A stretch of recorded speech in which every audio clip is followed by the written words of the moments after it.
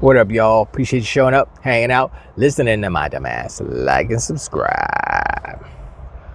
So, Colin Moriarty is an intelligent person.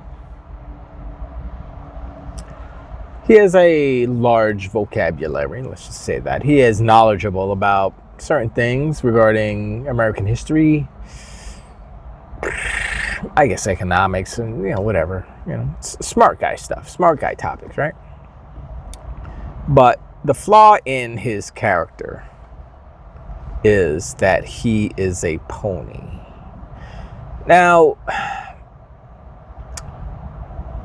I think he really needs a new distinction. I haven't figured it out yet, but he's definitely not a donkey unicorn. Donkey unicorn, I don't know if you guys know the difference between a donkey unicorn and a pony. A pony is just Sony pony, a fan that is a Sony fan for whatever reason, but they are a Sony fan and against everybody else who is a threat, let's just say. Donkey unicorns are idiots who are extremists. They're the extreme end of the fandom, and they make no sense. They have nonsense arguments, and they most likely and mostly parrot the king pony or someone like Colin, or even Reforged, but Reforged is more like a wannabe Colin. Anyway, Colin Moriarty put out a video talking about Icarus, an analogy, if you will, of how Microsoft is Icarus. They flew too close to the sun, blah, blah, blah, blah, blah. Now, everything that he said in that presentation, it's about 25-minute video, is subjective because he left out important details, important information, context, that how he put it makes it seem that he's correct and he's right and all those things, of course, but he left out a few little details here and there, but a lot of the things he said was true. I can't remember the exact thing that I had. There was a point I wanted to make, but I don't remember what it was.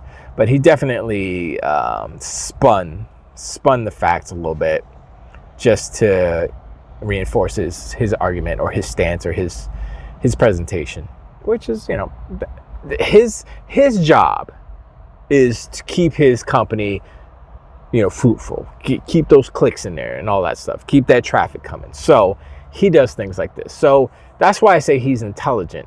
And I mean, he's a pony, yes, but I think I've said this before, more important than being a fan of Sony to him is to keep his business successful, which is getting them clicks from the actual ponies and donkey unicorns, or the casual ponies and donkey unicorns, or the hardcore, whatever. The people who aren't in it to make money. And so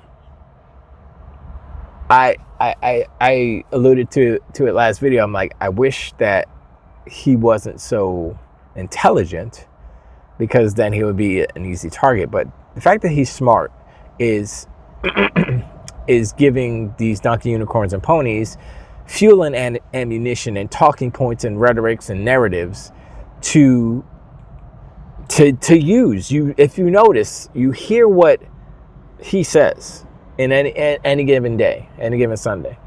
And Reforged is going to be saying the same thing. Dreamcast guy is going to be saying the same thing. J-Dub, Z, all these fools, they're going to be saying the same thing because they can't think of it themselves because they're idiots, basically. So, and I mean, the fact that Colin's been in the industry for 20-something years, that helps. He has connects, that helps.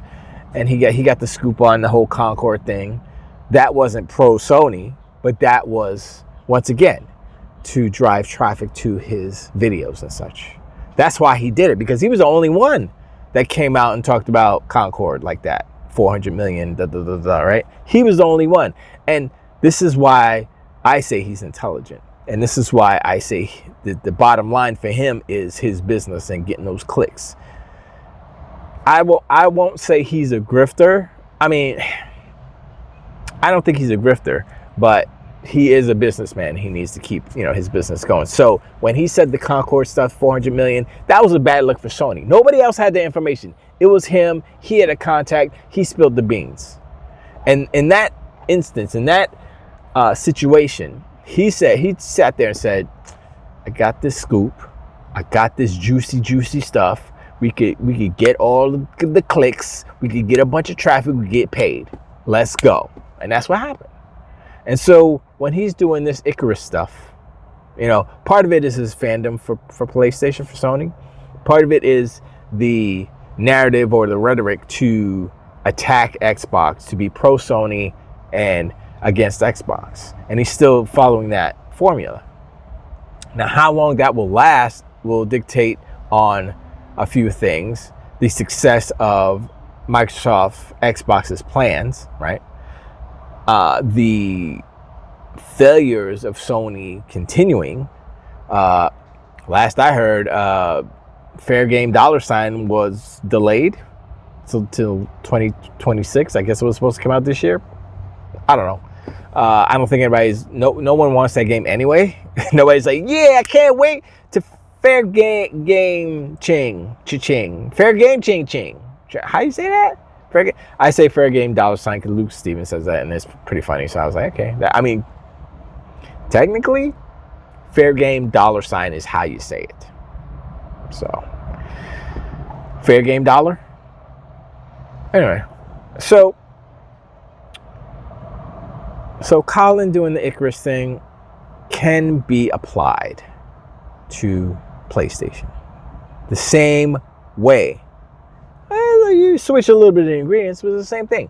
For instance, so there's an old story, mythology, blah, blah, blah. This kid, his name was Icarus, and he had wings.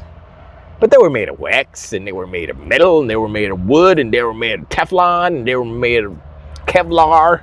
They were made of a lot of stuff. But the wax was the bad thing, because the wax held everything together.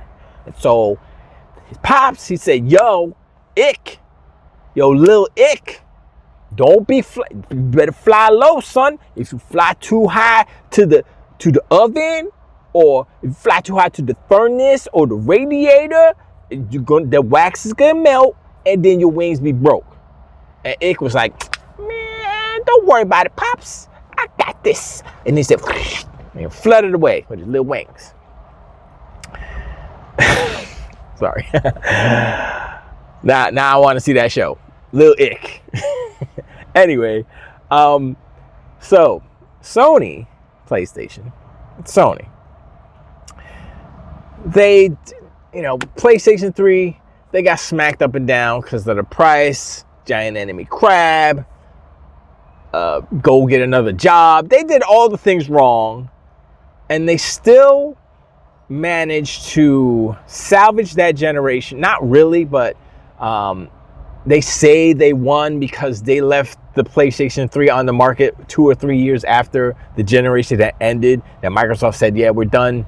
Time for the Xbox One, right? They stopped making a 360. But PlayStation, they were still selling PS3s forever and ever and ever. And that's one point in Colin's little speech where he said that even with the head start that Microsoft had with the 360, the Switch, the Nintendo, yeah, it was the Switch, not the Switch. I'm sorry, the Wii, was it the Wii U? Whatever, Nintendo system and PS3. A year after that, they still ended up like even or Xbox. PlayStation still won in console sale units, right? And he said it that way.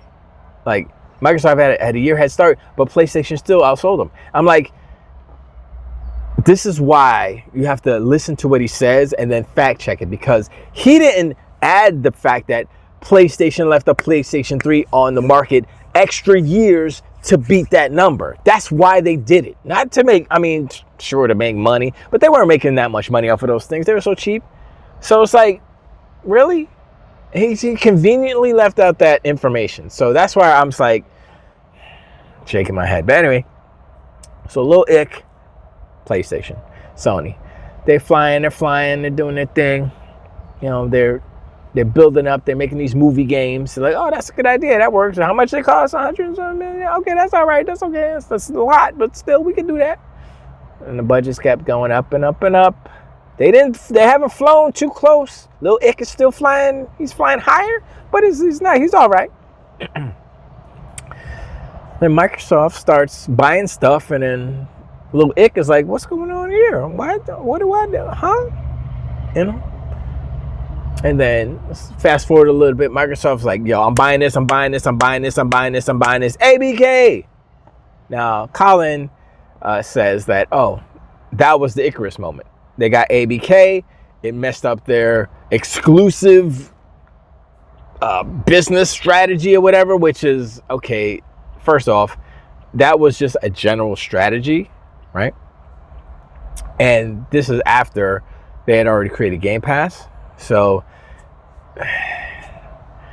anyway, and so he's saying that them getting ABK, that property, that acquisition was so big that they needed to go multi-plat in order to, I guess, recoup or whatever. They were never going to make that exclusive. But the whole thing in mind, ponies and donkey unicorns, is that, excuse me, if it were Sony, they would have made it exclusive because they are concerned about selling consoles. And once again, the lost leader is the console. The profits are with the games. And so Xbox said, why are we killing ourselves with this console stuff? Now, they're still making consoles. They're just not going to make as many. And they're probably not going to take as much of a loss on them. But if they make a compelling product, it will sell. And that's the thing people don't understand. If they make a banger system, whether it's handheld, home console, or both, and people are like, yo, you got to get the Xbox. Yo, you got to get the Xbox handheld, John. Yo, you got to get it. And it's selling, and it's selling, and it's selling, especially if there's no competition on the market, i.e. PlayStation. If they beat them to the market like they did the 360, and the thing is compelling enough, it's like, let's go. People are going to buy it regardless because people just like the new tech, right? Like me, I like the new tech. I don't buy everything new because sometimes I'm looking at stuff and I'm like, that's not even worth. Why would I get that? You know, like the PS5 Pro, the Tech 5 Pro, not worth $700, period. I don't care what the tech is. The tech is a joke. Pisser is, anyway. So Colin says that was their Icarus moment. Now, what I'm going to say is PlayStation's Icarus moment. Sony's Icarus moment. They have actually two. Their first Icarus moment. I mean, this all kind of centers around Jim Ryan and his bad leadership. Now, people are starting to say that now. I've said that for years. Ever since Jim Ryan accused Microsoft and Xbox Live, and he's trying to posit that, oh, we want to protect our children's, so that's why we don't have I think it was for crossplay or something. And Phil was like, yeah, I'm disappointed, you know, that's not what's up, blah, blah, blah. That's when I knew that Jim Ryan was full of shite. Okay, I was like, nah, he's not. He doesn't care. He's just a businessman. He's just about the money. He doesn't care about the consumers. He doesn't care about any of that because he said some bullshit line. He said some stupid. What he said was so dumb. I was like, you know, nobody believes like what you just said, right? That's like the dumbest thing that you said it, and it was dumb. I heard him say it, and I'm like, what? The children are the one that you have to be afraid of. They come in and they'll bite your face off in the chat. They're monsters. What are you talking about to protect the anyway? So Jim Ryan was the impetus of this whole thing going south for PlayStation. So their first mistake was Jim Ryan and his games as a service plan. The second mistake, which is tied into that, is the purchase of Bungie. Now, at the time, people were like, oh, but now that was reactionary because ABK. They got ABK, so, oh, let's buy Bungie. I'm like, y'all don't think that there's a reason why Microsoft let Bungie go? Y'all don't think that there's a reason why Activision let Bungie go? If Bungie was so valuable and they were so good, why would the Call of Duty people let them go because they saw what was going on. They saw what was happening. They saw how they worked, they operated, they saw the output, they saw the product, and they're like, I mean, the game is good, but I'm looking at these numbers. They got a lot of people. That's why everybody dropped them like a hot potato. And now what's Bungie doing now? They laid off a bunch of people. Most of the people that were at Bungie, 343, now that's Halo Studios. It's a total mess. And then Bungie goes and I would say is the impetus of all the cancellations, those 10 canceled games, because Sony didn't know what the hell they were doing. They're like, hey, let's get all these studios that have no idea what they're doing on the online space, and let's have them make online games. You know what other studio tried to make an online game and failed, and Microsoft had to axe them? Platinum. Remember that game, Dragon Scalebound? That's the name of it. Remember Scalebound? Why do you think Microsoft canceled that game? Because them fools at Platinum were like, yeah, we can make it. And then they couldn't make the online part of it. They were like, yeah, we don't know how to do that. And it's like, what? You could have asked. We are here. Ask. Don't be proud. Don't be a proud Japanese company right now. Ask us for help. They didn't, obviously. And they sucked. And trash. Canceled. And that's what's happening with all of these PlayStation games. Why is Fair Game $sign being delayed? They've had plenty of time to make that game. They've had, more than 5 years? When did they announce that Haven was making it? It was maybe 4 years. Something. That's enough time to make a multiplayer games of service game. Doesn't take as long as a story. You got to do the story, you got to do the actor, all the writing. It's less than that because it's all about systems and stuff. It's like making a fighting game.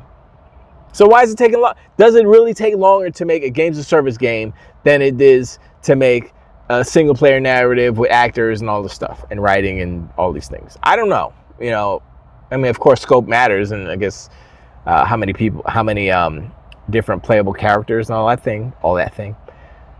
But I would think it would be easier or less time. I would say not easier, but less time. It's a different beast. But I mean, yeah, there are more characters, so. I mean, that's when you have to have, anyway, it doesn't matter. So, PlayStation, Sony, flying too close to the sun, and Lil Ick flew too close when they bought Bungie. They thought that, yeah, we did it. Yeah, what did your mind say? I think our acquisition of Bungie is more valuable than ABK or something, whatever he said. Or Zenimax, I don't even know who he was referring to, but he was wrong. And so, Bungie, Icarus moment. 12 live and service games planned, 10 canceled as of today. Flying too close to Icarus. Lil Ick flying too close to the heat lamp. And yeah, I mean the cancellation of those games and those studios, which affected their output. They have no games because of all of these things. Flying too close to the sun. Their ambition to be like Fortnite, to be like Microsoft, actually, because Microsoft has a gang of live service games that are still going. Forza Horizon, Grounded, Call of Duty. What was the other one? There's other game. I mean, I don't think Gears. I mean, Halo is still making money. Some people still playing that. There's another one that's just left my brain, but Minecraft. Like the biggest one. Microsoft has games that are doing what Sony wants to do. And so I'm looking at this. I'm looking at the industry. I'm looking at PlayStation. I'm looking at Xbox. And I'm like, these donkey unicorns and fanboys only have this whole exclusivity thing to hang over Microsoft or Xbox. But in reality, it doesn't benefit PlayStation more than it benefits Xbox. And you can have the perception of, oh, we got your game, so we don't need an Xbox, but that's not the reality. The reality is that it's so asinine. You're paying for the exclusive, the non-exclusive anymore. It used to be exclusive or whatever. The whole third-party publisher thing is a misnomer, and I'll explain that in a second. I talked about it before, but they're paying Microsoft 70% every game that they buy, because their games are not on PS Plus. These Xbox games, not on PlayStation Plus. PlayStation would have to pay Xbox for that. They don't want to do that. So they're making the customers pay Xbox for the games. Meanwhile, they're getting 30% from the customer. So the persons who are losing in this scenario are the PlayStation gamers, because they have to pay for the games. They have to give Microsoft 70. They have to give Sony 30. Meanwhile, you could play it on Game Pass for cheaper, and then you don't have to do that split anymore. You just give the, I guess, 100% or whatever to Xbox, which is still cheaper than paying the $70. You know what I mean? So it is asinine, because you think about it, it's like, how can you brag about having to buy a game when the other options are out there? They're more financially sound. Like, look, billionaires and millionaires and wealthy people do not act like ponies and donkey unicorns. They act like Xbox Game Pass and PC Game Pass subscribers. They spend less money, get more for it. That's how you get wealthy.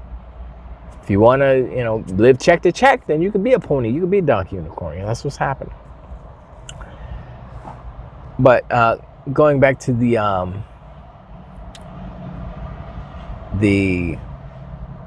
I totally forgot what the other thing I was going to talk about.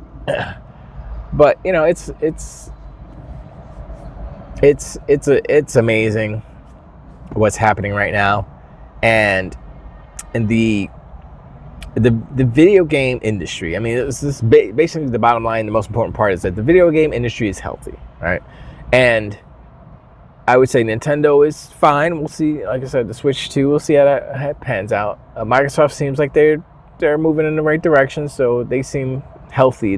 Their company and their business seems healthy, so healthy business in the industry means healthy industry. And PlayStation, they are actively harming the industry, because they're saying, 75 million PlayStations sold. Okay, first of all, that's not all the information.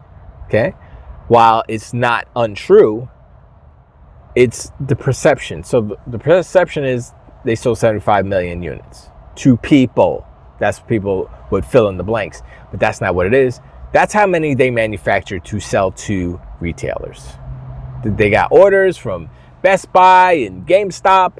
That's how many that is. It's not sold through, it's sold to stores. And so the real number is lower than 75 million. I'm going to say, I said 55 million or something, maybe 60, but I'm going to say, let's say 58 million. You know how they like to inflate their numbers. And so by giving you fake numbers, it affects the amount of units that are supposed to be sold, like as far as the attach rate of these games, right?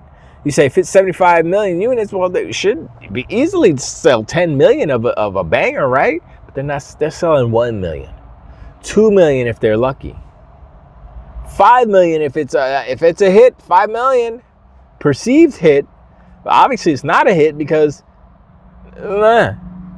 So that's where I'm like, okay, what's the real number? Because the real number is more important. A real number will inform you more of how many people will actually buy the games, depending on the game, obviously. And so they're harming the industry. They're harming themselves. They're trying to make themselves look better and bigger and better and better for, I guess, their shareholders or whatever. But it doesn't solve the problem of you not making that money because people aren't buying the games. Why? Because not 75 million people have PlayStations. It's less than that.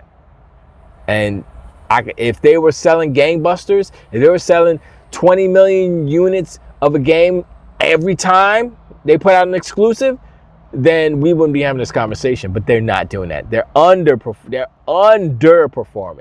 by a lot. And so, that's an issue for them. Microsoft, they're sitting here looking, they're like, oh yeah, 45 million gamers played Forza Horizon 5 to date. That's a good number. I mean, the number keeps going up.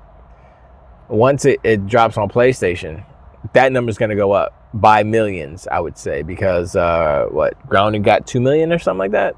It sold like 2 million, I think, initially. I don't know what it's at now. So, and that's a 7-year-old game. Forza, when did that come out? That's like a 2 or 3 or 4-year-old game, I think, something like that. Seems older than that. But yeah, it's like I'm looking at these business strategies, and I'm like, the fanboys are contorting and twisting the perception to be a bad thing, but the people that are in the boardrooms, the business dudes, the money dudes, the console side, hardware, software, the publishers, the indie developers, all these things, they're looking at Xbox's strategy, and they say, well, if we publish with Xbox, there's a possibility that our game could go everywhere. It could go to Steam. It'll be on Xbox, obviously. It could go to PlayStation 2. It could go to the Switch 2.